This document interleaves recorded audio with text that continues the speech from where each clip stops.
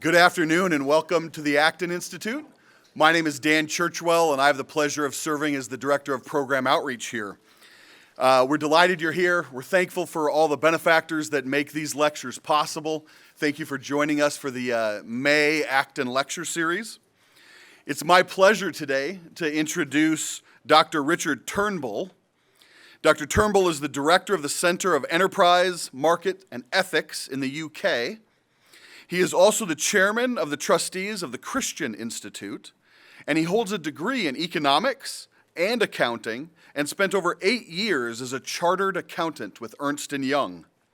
Richard also holds a first-class honors degree in theology, as well as a Ph.D. in theology from the University of Durham. He was ordained into the Church of England in 1994 and served in the pastoral ministry for over a decade. As well as from 2005 to 2012, he was the principal of Wycliffe Hall, Oxford. He's an author of several books, including an acclaimed biography of Lord Shaftesbury. He serves as a fellow to the Royal Historical Society and is a visiting professor at St. Mary's University. It's been a delight. Dr. Turnbull writes for Acton quite often. He's lectured for us several times before, so it's really glad to have him back in country. Please give an Acton welcome to Dr. Richard Turnbull. Thank you, Dan. Thank you.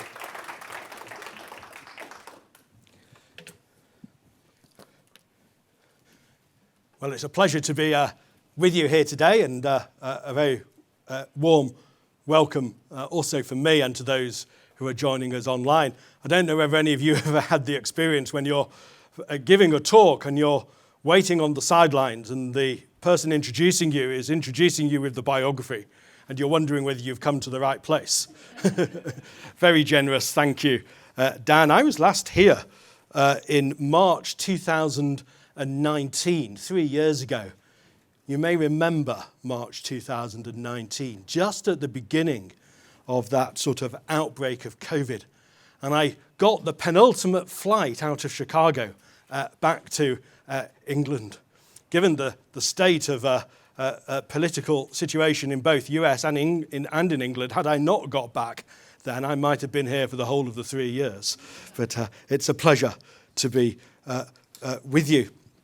Now you'll see there on the slide, as well as taking the logo of the Lake Michigan Credit Union, you'll see a little picture next to that of a little cottage in southwest Scotland, a little place called Ruthwell, which you've probably never heard of. It's a tiny little place in southwest Scotland. In 1810, the location of the first ever savings bank in the world.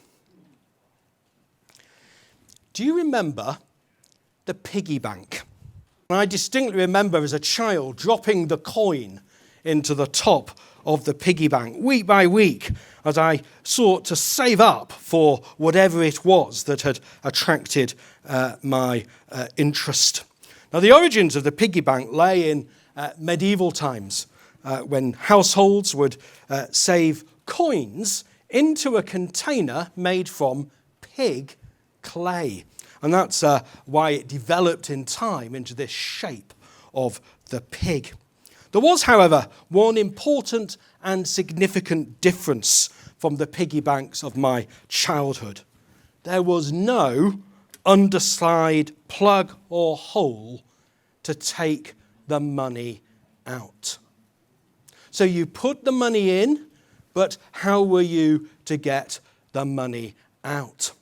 Of course, in our day, you might save, pennies might be saved in a jar or in the piggy bank, but you can always get at it. You can raid the bank, but not in the original piggy bank. And this is why Professor Colin Mayer, who's at the Sade Business School in Oxford, said this. The fact that the piggy bank had to be destroyed to retrieve its money made its destruction a very deliberate decision.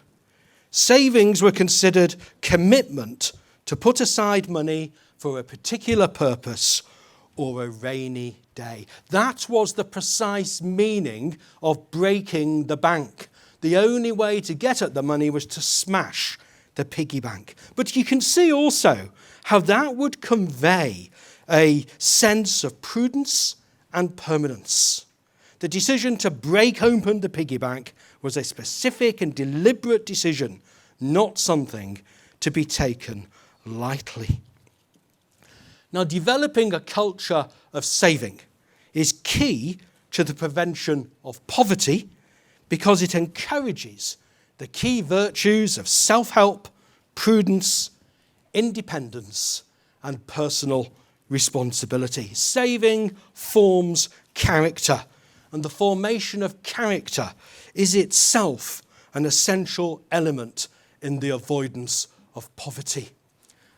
There's an interesting little bit of political debate going on in the United Kingdom at the moment. I don't want to get into the politics of it, but a little bit of political debate going on in the United Kingdom at the moment because a Conservative politician, in response to a lot more people are facing food poverty and having to go to food banks, had the timidity to say, well, why don't we help people to cook, teach people to budget, and teach people to accept personal responsibility?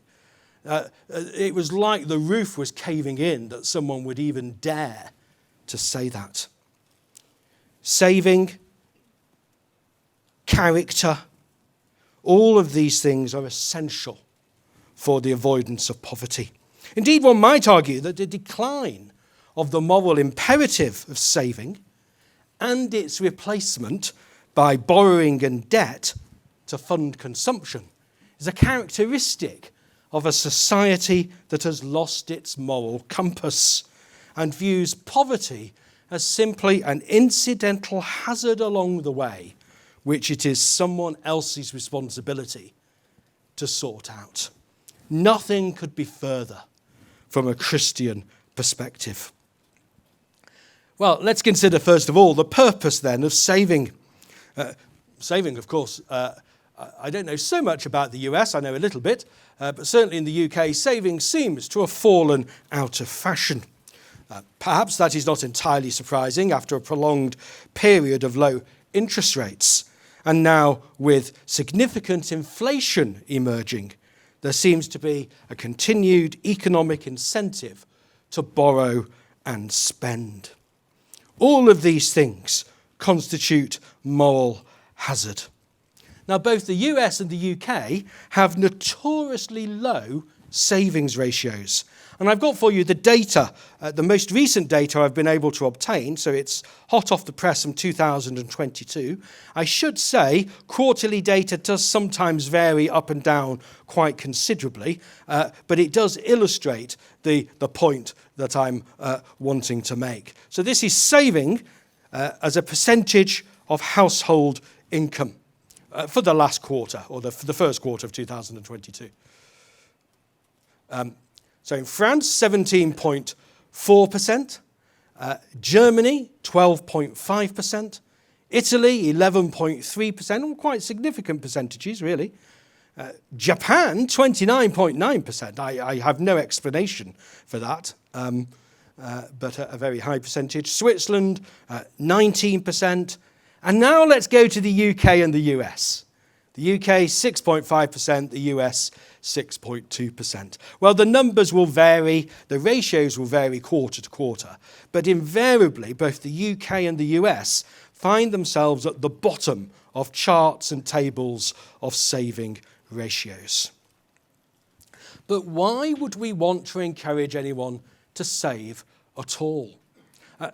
One of the things I spend a lot of my time doing in my own organisation, the Centre for Enterprise Markets and Ethics, is seeking to make the intellectual case for a particular course of action, often informed by Christian theology, but also by wider moral principles. And I think we need to re-articulate the case for saving, reminding people why it is important and how we can encourage that to happen.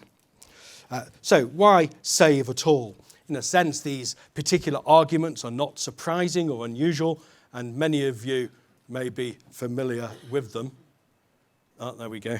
I'm finally figuring out how to do this. Firstly, one purpose for saving is to postpone consumption. It's worth just thinking about that for a moment. Do you remember, people of my age will remember going back to the piggy bank, you saved in order to buy. You decided as a household, as a family, you might need a new washing machine, or you might need something new, and you would save. You would put £1 a week, $1 a week, $10, whatever it was you could afford, you would find a way of saving that until you could enjoy the fruits of what you had saved for. What happens now? Buy now, pay later. Buy now, pay later, or possibly not at all. Buy now, pay later, and then reschedule your debt on some marvellous, wonderful offer that probably doesn't help you in the slightest. And it is one of the characteristics of folk who get into debt is very often it's a spiral that gets worse and worse and worse. So there is something character forming about saving as a way of postponing consumption in order to save for what we wish to buy. Oops, got ahead of myself there. Secondly, a store against calamity. This is the saving for the rainy day when things go wrong. I doubt there's anybody in this room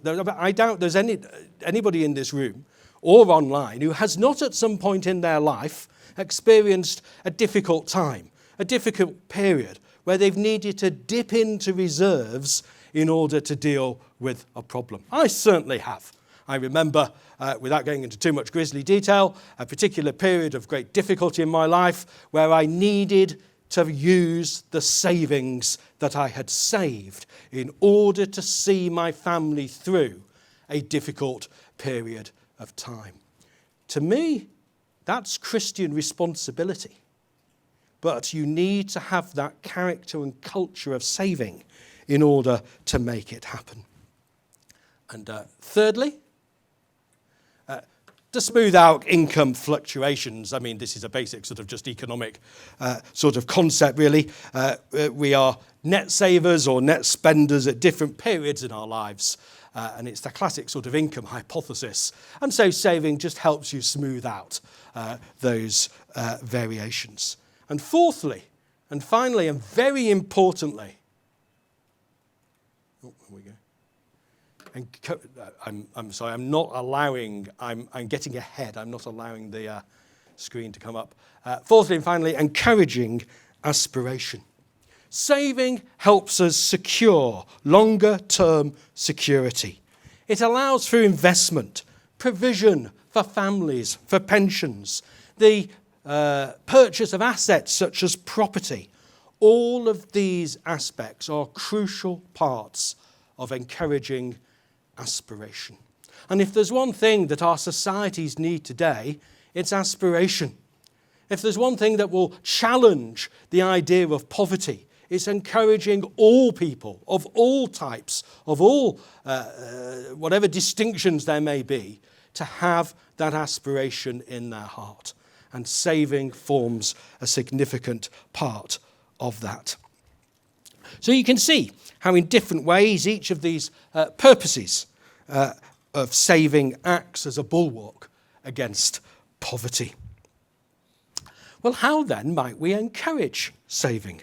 Are there certain characteristics of our current banking system which disincentivize saving? Short answer to that question is yes, there's a lot. More particularly, are there characteristics of savings banks, regional banks, credit unions, mutual societies that encourage the moral principle and the moral responsibility of saving? And the contention of this lecture is that there are key principles in what was once an extensive patchwork of local, self-governed savings institutions which encouraged those virtues of self-help, prudence, independence, and personal responsibility through the moral principle of saving, and which have been increasingly replaced by large, national, global, impersonal, conglomerate banking institutions, little interested in moral principles. Certainly in the UK, I think it is a little different in the US. I think there is a wider regional base in the US, but certainly in the UK, there's kind of 5 banks. If you ever actually want to talk to anyone in the bank, it's almost impossible. 5 banks with little interest in who you are, where you're located, and what can be done to help. So I'm going to take us back to the Victorian era and ask then, what possible lessons could we learn today from that remarkable assortment of friendly societies, building societies, burial clubs, savings banks, and penny banks that characterised the landscape of 19th century Britain. So a friendly society, effectively a mutual organisation owned by the contributors, perhaps akin to a credit union, is perhaps the best example today. It might be to provide for insurance. It might be just to provide different forms of savings vehicles. Building societies originated, this is a particularly British thing, I think, a building society, originated in a group of people coming together to pool their funds to enable each person in that group to purchase a property. What a great idea. Now, of course, there are some problems because there was a long period of time involved before you got to the end of the 10 members in the group purchasing the last property. And once that had been achieved, the first building societies dissolved. And then the idea came about that they should be permanent. And so some building societies, in fact I'm going to quote from one a bit later, became known as the Leeds Permanent Building Society. It was there all the time to allow people to save to buy a house. What a great idea. Terribly simple, isn't it? What a great idea for encouraging aspiration. Burial clubs, effectively people saving for funerals. Savings banks, penny banks, and so on. And perhaps we might come to regret. I'm not suggesting for one moment you can simply replicate everything that took place in the 19th century or any other century, but perhaps we might come to regret something at least of the loss of diversity in institutional and local provision for saving. Now, William Gladstone, 4 times Prime Minister of the UK, described in 1990 thrift as the symbol and instrument of independence and liberty. The symbol and instrument of independence and liberty. The penny bank, a savings bank designed explicitly to encourage the saving principle among the poorest, has been described as one of the most remarkable social phenomena of the 19th century. I've become increasingly interested in penny banks and the way in which they operated for the social good in 19th century Britain, far more effectively than anything that the state chose to do. And I'll come back to penny banks later. Now, historians, of course, view the phenomenon through different lenses. Was the idea of mutual association a defensive reaction to life's risks, death, injury, sickness, so a negative reason to save? Or was it a reflection of the greater capacity for both saving and consumption due to increased real wages? Those two things are not incompatible with one another. They are both different aspects of the moral principle of saving. But what is remarkable is the range of financial and savings institutions which inhabited the landscape. Self-governed in one way or another, appealing to different groups in society, encouraging prudence, self-help, and virtue. In other words, the precise opposite to the consolidation, centralisation, and regulation that we find today. Of course, these movements of mutual aid, like a credit union today, were not without tensions or problems. And they were, of course, susceptible to fraud or even mixed motives run by the middle class, so the argument goes, in order to keep the taxation levels down for supporting the poor. And these aspects may indeed have contributed to increased regulation and scale at the expense of independence and the local. But there was, nevertheless, a degree of flexibility and agility, a commitment to local communities, and a vision of mutual ownership, which makes these associations worthy of further thought and investigation. Now, the dominance of the role of the state today is so pervasive that it is easy to forget that as banking, savings, and other financial institutions emerged in the 19th century, the presumption was that individuals were responsible for their own welfare, mediated perhaps, not just perhaps, mediated in fact, through churches and voluntary societies, but with state aid an inadequate and final resort. And I wonder whether, really just as an aside, whether many of our problems today is not that the state has no role in supporting the weakest in society, but perhaps we've actually turned those things on their head, and the state has become the first port of call rather than the last. Now, the concentrations of capital and labour in urban centres and industrial towns naturally brought many challenges. Loss of employment through injury, sickness, or indeed just through the normal fluctuations of the economic cycle. Structural change and the deployment of capital is painful. All of these things raise the spectre of poverty for individuals and families. One researcher, Zoe Lawson, has said, oh, here we go. There we go. Got it. The fundamental belief underlying the savings banks was that self-help and thrift were the solution to poverty. Now, historians, as I hinted at a minute or two ago, commonly assume that these values were imposed by middle-class elites in their own self-interest, keep control of the lower classes, make sure that the poor rate, the taxation for the relief of the poor, is kept down.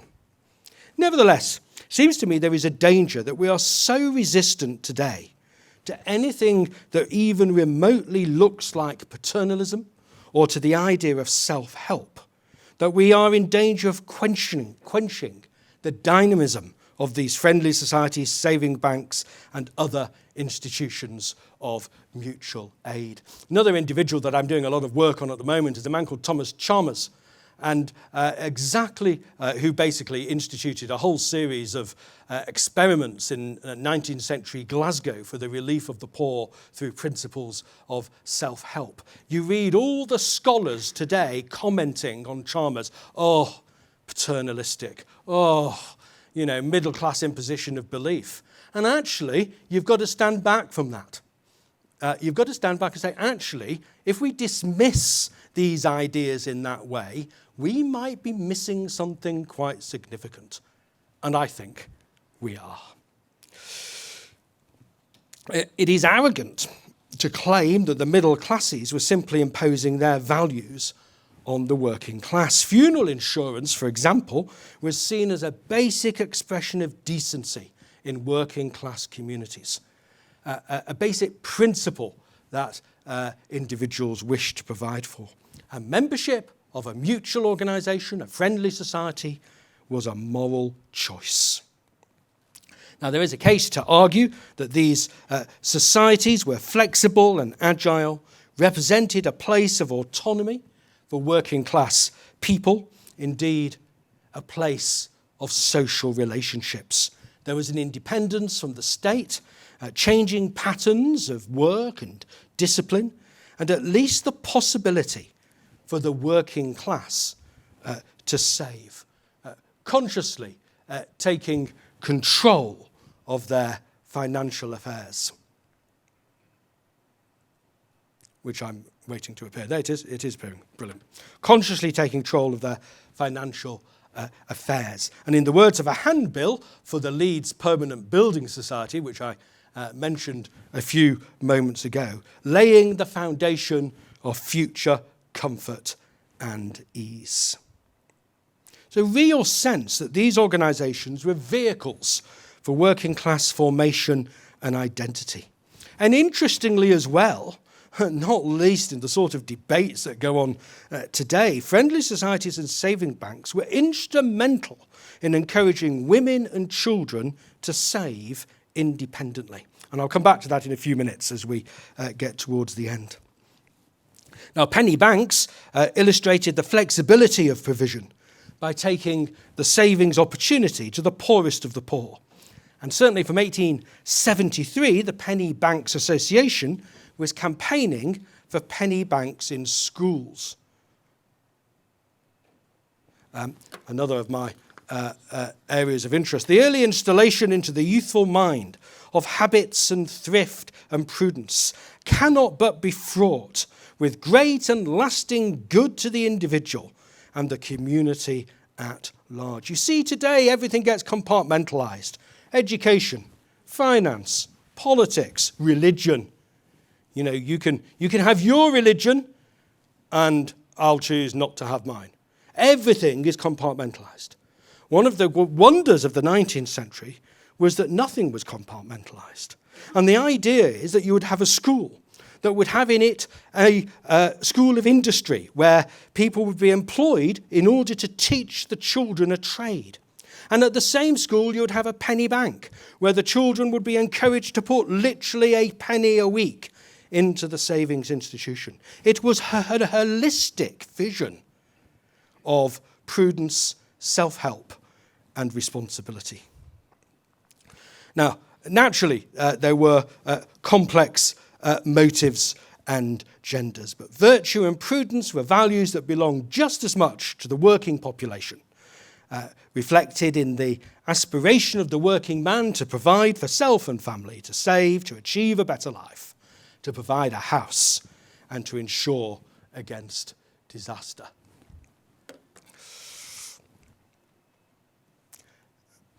So, in essence, many of them, that's the friendly societies, owed their origins to the need felt by working men to provide themselves with succour against poverty and destitution, resulting from sickness and death at a time when the community offered only resort to the overseer of the poor. In other words, only resort to the state.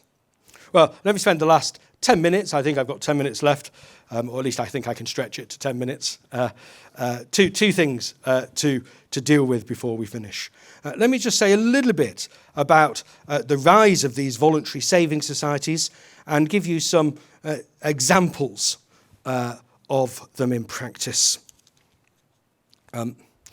So, we had this wide range of societies, from burial clubs to friendly societies, savings banks, penny banks, and so on. Local societies emerged in local communities in order to respond to and enable provision for social need. And again, that's an important point, is the principle of locality. Locality and relationships lie at the heart of these institutions. Of course, there was regulation via various acts of parliament and registers of friendly societies and so on. And the history of this regulation itself reveals a tension between locality and self-governance in the societies on the one hand, and the need to enforce standards and procedures and governance against fraud and malpractice on the other. It's interesting when you start looking at some of the archive material, how many of these local societies valued their independence very deeply and rather resented the interference of the state. Let me give you some examples. In 1815, some 16% of the entire population of Lancashire, big industrial county in the UK, belonged to a friendly society, but this represented 81% of families. So in other words, 81% of families in one of the biggest industrial regions of England had somebody in their family contributing to a friendly society. In Oldham, a town on the edge of Lancashire, centre of the cotton industry. 41% of the entire population were members of friendly societies. And in that instance, over 1/3 of the membership were women. These are significant numbers. Now, from about 1810 onwards, there was a rising wave of local savings institutions across many of the towns of northern England in particular. By 1818, there were 283 savings banks established in England. By 1856, 467. And in respect of the smaller units, the penny banks, by 1867, there were 874 across the UK. And what is extraordinary and often overlooked is the range of mutual societies and their integration into local communities. They provided social fellowship, mutual support, and the opportunity for savings not only for working men, but also for women and children. They were an essential part of the landscape, gave opportunity for community service, for example, serving as a trustee, and gave practical form to the ideas of saving and prudence. Now, let me give a little bit more detail and then we'll conclude. What is interesting is how scholars have investigated the operations of particular savings banks. So Zoe Lawson, who I'd mentioned previously, looked at savings banks in Lancashire in the mid-19th century. Let me just run through a few of the things that she found. The account balances were small. For example, in Preston Savings Bank in 1856, 58% of balances were under £20 and only 5% above £100. Savings banks provided the opportunity for the accumulation of savings based on relatively small amounts. And very often, bigger institutions excluded those who were only able or willing to make small deposits. Lawson also noted the occupations of savers in Lancashire. Two categories stood out, tradesmen and, unsurprisingly, textile workers. By 1861, there were 1.6 million depositors in savings banks, and total deposits amounted to £39 million, with tradesmen and domestic servants accounting for around half of the accounts. 12% of the accounts were held by married women, 15% by children. Now, interestingly, Lawson, in her investigation into let me get this right, I think this was the Blackburn, a town in central Lancashire, savings bank, in investigating the banking ledger of this bank, found that the clerks had written in a memorandum column next to the depositors the reasons why deposits were being made. And it's interesting just to reflect, albeit very briefly, on what those reasons given were. And there's a great affinity to what we've already looked at. Firstly, financial security. Just relate these back to those basic principles of why save. Saving for a better life. Aspiration for new jobs. There's something happening here in this very idea of saving, of the opportunity that it will provide for aspiration and progression. Protecting money from others. That was sometimes used by the women who perhaps wanted to protect the money from a drunken husband, for example. Those are taken directly from the banking ledger and mirror almost exactly the principles we looked at before. Now, let me just say a little bit more about penny banks and then conclude. There was often a requirement for a minimum deposit, and this would exclude the poorest savers. And that's why, from 1850 onwards, primarily, the idea of the penny bank developed, essentially gathering very small savings from the working class. Depositors could place anything from a penny to a shilling with the bank. And as I hinted at earlier, these penny banks were often associated with churches, mission societies, schools, mechanics institutes. And so they form part of this landscape of voluntary societies, the voluntary institutions of civic society, really, in Victorian England. Many of these banks took a geographical name and were linked either formally or informally to bigger savings banks. So, for example, the Huddersfield Preliminary Savings Banks illustrates by its name, its idea was as a nursery to gather the very small deposits that the bigger bank wasn't interested in. And eventually these would accumulate to a larger amount and then be placed on deposit with the bigger savings bank. The Birmingham Penny Bank, established in 1851, grew to 13,000 depositors. Now, inevitably, the penny banks faced some of the same issues that were faced by the wider savings banks. And in 1865, Glasgow Penny Bank adopted protocols that required more than one member of staff to be present at the opening of an account, 2 records of every transaction, a weekly deposit in the savings bank, a balanced ledger and audit every 6 months. Now, we mustn't romanticise these banks. They didn't necessarily operate like the banking network today. Sometimes they had only very restricted hours of opening. But they did very often open immediately after the payment of wages. And maybe I can just give this as the last story before I just draw the last few conclusions. Lord Shaftesbury campaigned against, in 19th century England, the other alternative that used to happen. Because the other place that used to open immediately after the payment of wages in a factory was the public house. And what would happen is the workers would go into the public house and the inevitable announcement would be made was there was a delay in the payment of the wages. And so the landlord of the public house would say, but have a drink, have another drink, open a tab, run an account. And then when the wages arrived at 5 p.m. or 6 p.m. at the end of that day, a very high portion of them had to be used to discharge what had just been run up as a debt by a pub in which the factory owner would quite often have an interest. What a wonderful alternative instead to have opening its doors the penny bank, the savings bank, so that as soon as the wages were received, then the deposits could be made. Well, we need to draw to a close so that we can have plenty of time for questions. So I just want to assess, really, this landscape of voluntary banking and financial institutions and ask what lessons we can learn for today.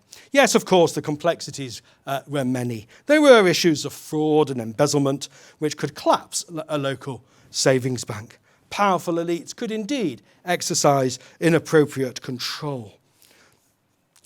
Local independence, which sought to avoid regulation and inspection, did not always end well. And coverage was patchy. And yet, there are a number of positive characteristics of these institutions, the loss of which in today's centralised and consolidated market is, in my view, a real loss. I'm talking here, of course, about the principles rather than a simple replication. Firstly, a wide range of societies provided for a diversity of needs. Penny banks, saving banks, friendly societies, building societies, all aimed at different groups in society with different needs and aspirations. One size does not fit all. For some, a regular subscription for insurance against sickness was the priority. For others, a penny a week, establishing the idea of saving in the heart and mind and character of an individual.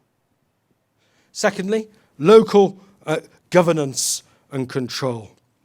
Regional and local management and control was an important characteristic. Most banks carried a local name in the title. Remember my first slide?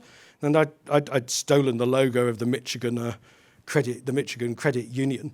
But note what it's called, the Michigan Credit Union. It's aimed at the locality. It's aimed at the state.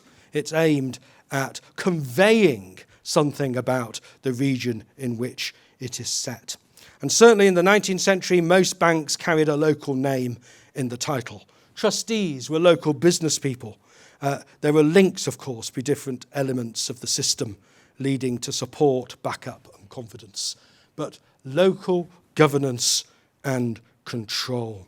It also led to a much greater emphasis on relationships. Thirdly, independence. Independence is a virtue to be cherished. Now, we all understand that the history of regulation clearly shows the need to protect the depositor against malpractice.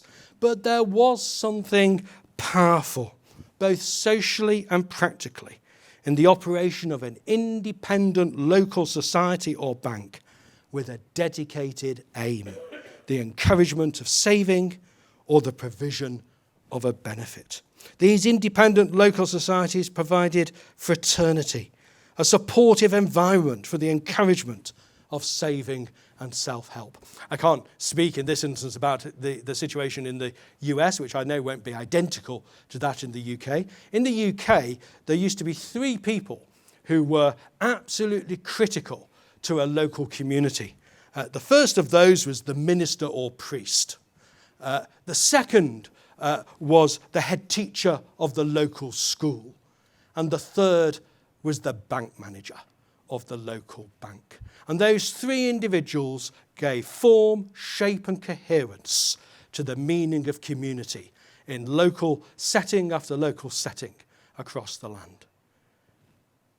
There are no such thing as local bank managers anymore in the United Kingdom. I don't think there's a single one. And the point I'm seeking to make is the importance of that locality, independence and relationships in, and this is really moving on to my 4th and last point, in the contribution to social cohesion in the heart of a community. Well, this portrait of local independent societies providing for a variety of financial needs of working people is not intended to gloss over difficulties or complexities.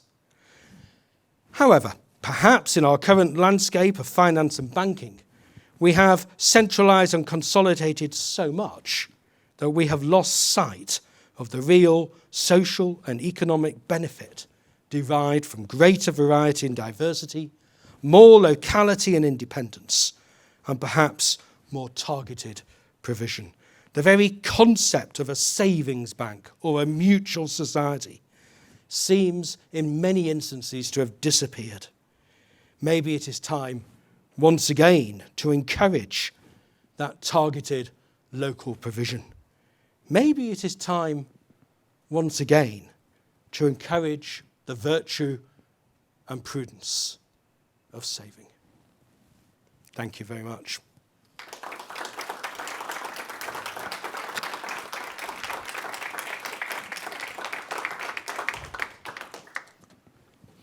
I think there's going to be questions, and the hands are going up already, so let's go for the first one while I take some water. Going back to one of your early slides, I'm wondering if you would comment on the wide variation between the UK's saving rate versus the rest of Europe. I guess I'm not so surprised at the low number for the US, but I would have expected the UK to be closer to reflecting the rest of Europe. Could you just comment on that? Yes. Of course, there's a number of ways in which we consider ourselves completely exceptional compared to the rest of Europe. But that wasn't really your question. In fact, Europe has a much stronger tradition of regional banking. That would be one point I would make. Britain is quite centralised in a number of ways, and I think that has contributed to that. The second thing I would say is that the institution of the family has been given, I mean, I'm sounding very pro-EU and pro-European here. I'm not really any of those, but never mind.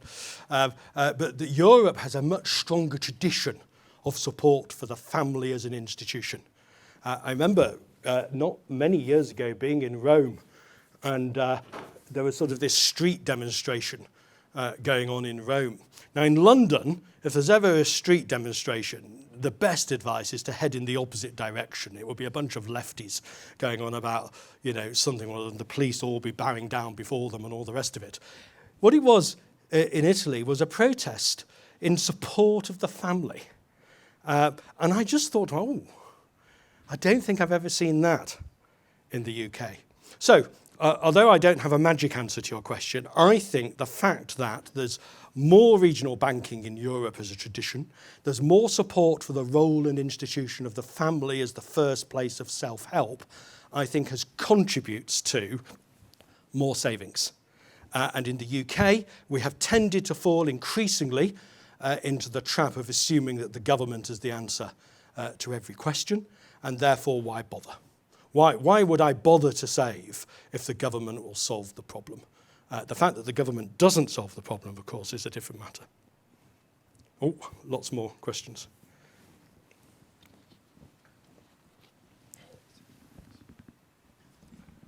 Do you have any historical data that shows the rate of savings as compared or offset by the rates of inflation? Yes, that information is available. I don't have that at the top of. I don't have that on my lips and in my head at the moment. That information is definitely available, including as adjusted by inflation. And you see the big changes come, of course, with industrialisation. So you tend to have quite a flat line, and then the lines go up as incomes increase, real wages increase, and so on and so forth. So the details of that information is available and accessible. I don't actually have it on my lips at the moment.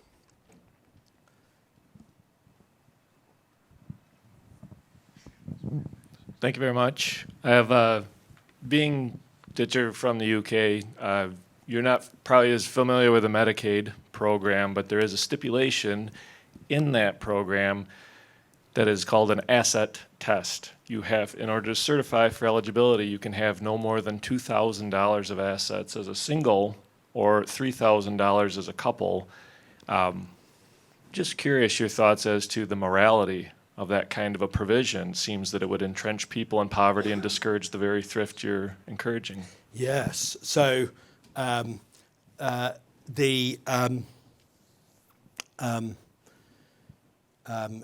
think you've kind of answered your own question, really, as you answered it. So you have this problem. So I know some of the language sometimes is terribly Victorian, and it's my area of real expertise, sort of Victorian history and historian sort of Christian provision and so on. But there was a distinction. I don't like this terminology, but there was a distinction that was drawn between deserving and undeserving poverty. Now, if you get away from the language, what it meant was there somebody here in real need of help for whom we as a community have a responsibility to assist? And that help would normally be temporary and it would be assessed. But it would be assessed on the basis of individuals visiting an individual and assessing that need. The problem, the moment you fall into either different levels of state provision or different levels of test for the state provision, is, well, that's fine. Let me give the, if I've got some savings, I'll give them away. There's no point in saving at all, because if I have more than $3,000 or £5,000, I'm not going to get anything from the state. There's no incentive whatsoever. So it disincentivises the principle of self-help, and therefore it increases the dependency on the state. And I think there's a place for emergency provision from the state. I think we need to recognise there's always going to be some role on the margins for the state. I think it would be I hope you're still going to let me out of the door having said that. And I find I'm quite surprised I'm saying it, really. But I think to be honest, that we have to probably accept there is some role at the margin. But when that becomes the central way of making that provision, and when that provision disincentivises the principle of self-help, I think we have a problem. Yeah. 80 million. Yeah, with no incentive at all to do anything about it. I have a question from our live stream audience. This is from Tom Ludden.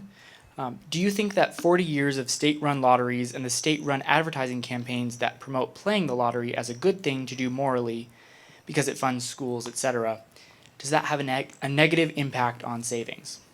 That's a great question, a really interesting question. My traditional position is a traditional Christian position that I'm not keen on lotteries. I've had all sorts of debates and discussions with people, including friends, over, but if that's the only way to get the money, what's wrong with that? And people have the choice and the freedom to do that. I think it's a reflection of two things. It's a reflection that we've got totally upside down what the proper role of the state is, and we have invested too much in the role of the state, and therefore we have too much expectation.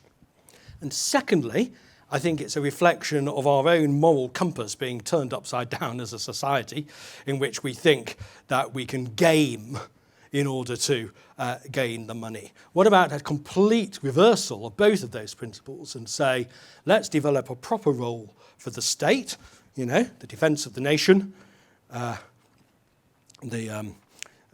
what comes after the defence of the nation, the defence of the nation, the provision of law and order, and yes, actually I will be on it, and some emergency provision at the margins when necessary. Let's be clear. But invest the rest of our effort in the development of family life, the development of communities, the development of institutions. That would seem to be far better than depending on either the state or on lotteries.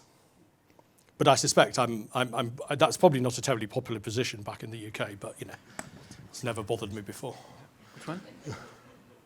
I was wondering if you, not specificity, but savings rates in countries like Russia and China or in the Islamic countries of the Middle East, what their saving rates are comparatively. So again, that's something, that information is definitely available. I just don't know it off the top of my head. So I'm sorry I can't quite answer that question directly. I took a selection. I accessed I think it was either the World Bank or the OECD, and I just took a selection. So there is, if you, I wonder if I've got here where I got it from. Just bear with me a moment, because I normally reference, of course I haven't referenced my notes there, never mind. I think it was if you type into Google savings ratios and go either, I can't remember whether it was the World Bank or the OECD, you will have tables covering every country in the world, which you can break down by different groups like the G20 or Europe or so on. So that's where I got the information from, and you would be able to track down what those particular countries were. I'm sorry I don't have that information right at the off the top of my head. Yes, thank you so much for that lecture. That was great. I have yet another question about the statistics. I'm curious, to what extent are savings and investment differentiated? Because I think there is a mentality, at least in the United States, maybe also in the UK, that, well, you don't just want to save, and especially right now. I mean, we're living in a context of very high inflation, right? So cash holdings are going to just lose their value, whereas if you invest, so to what extent might that offset some of the seeming inequality between nations? I think that was all fair and reasonable comment, and those statistics were specifically savings ratio of household incomes. So they were specific to that. What is interesting as well is during the whole COVID crisis, don't get me started on the COVID crisis, on the whole COVID crisis in the US, and I think in the UK too, but it was very noticeable in the US, that savings ratio for a year went very high. Presumably that's because there was, you weren't allowed to go out, I mean, there's nothing to do, nothing to spend it on. And then it's come back down to a more historic rate. So that was in terms of the particular statistics and the particular percentage of household income and so on. In terms of investment and so on, I think I think it's a reasonable distinction to make when it comes to personal savings. So the encouragement of personal savings for investment, I've argued, is a moral imperative. because of what you said, in fact, I had this in my notes but didn't use it, because of what you said about inflation, that is all, and the effect of inflation, that's also a reminder that inflation is a moral question. And inflation is something that many people have not really experienced. I was talking about this with the chairman of my board last week. He was making a speech in Parliament.